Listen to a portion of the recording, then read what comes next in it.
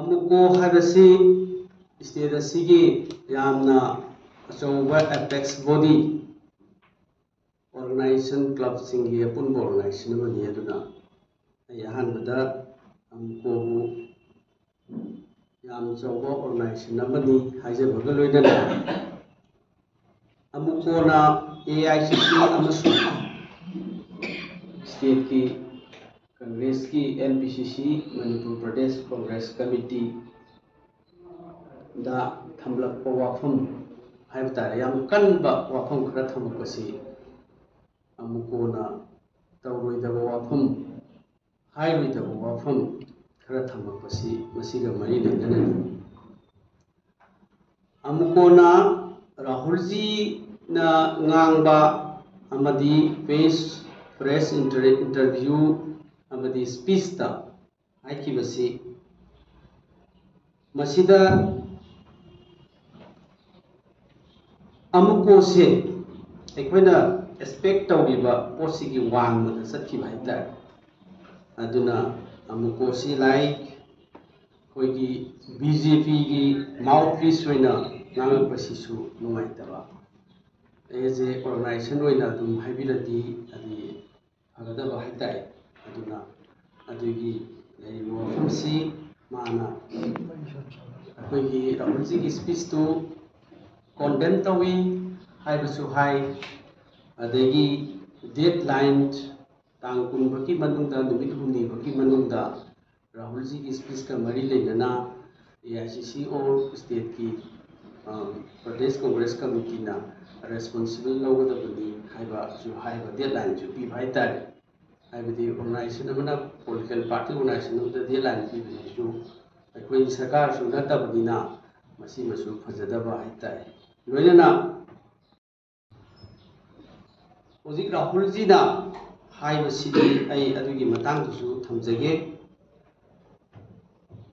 Rahul ji gi wafam do dagi amukona haibiriba point do only paragraph amada speech amagi mapum amadagi sentence ani khai pick up taw aduga madu phajati haina haibu gi wanida aduna paragraph tuma or statement tuma sentence ani na artha du mapum phaba artha phugo kodu di lan gani ba any writing or any speech or any interview the paragraph amadu the yaw meaning do madu mapung phaba meaning am oigini aba adro only line ani khak sentence ani khak khangat paduna paragraph tu gi mean tawba madu adu artha thuoi aduna Rahul ji na haigiba wafam di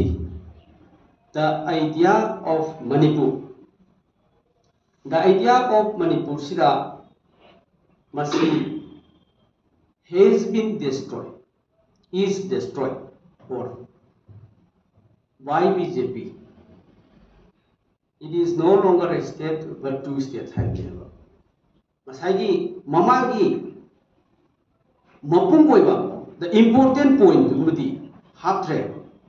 Masi Manipur the Toy Batuga Tuxing. Adegi Ekoi Manipur gi Lady Wafum Singdo Madu. The idea of state, the idea of Manipur is destroyed by BJP. Haibadubadi, Panvidre, Aduna Madugi, Tarak Pawahi, Adugi follow up line Amanika Haibaduna, Arthadu, Upum, Padaba, Padana, Kanbani Haina Amukona, Mina Kanbani Haina, Logi Lowi. Loinana statement to the Yamna strongest time the condemned tawi haibadu madu haiman bathoi hai hei da bawani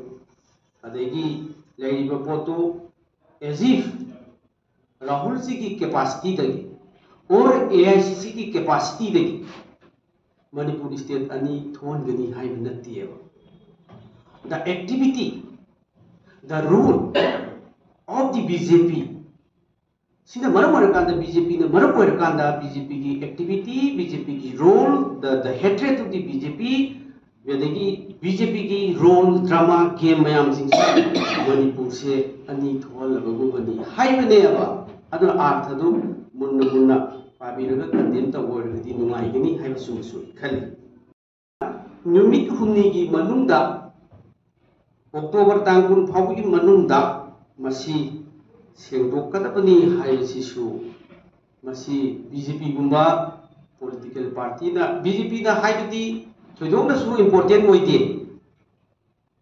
मरमदी थौगा वाथोक से BJP ना थोन बनी but political party गुम्बा BJP गुम्बा हाइरा सु खरब बनी civil society organisation गुम्बा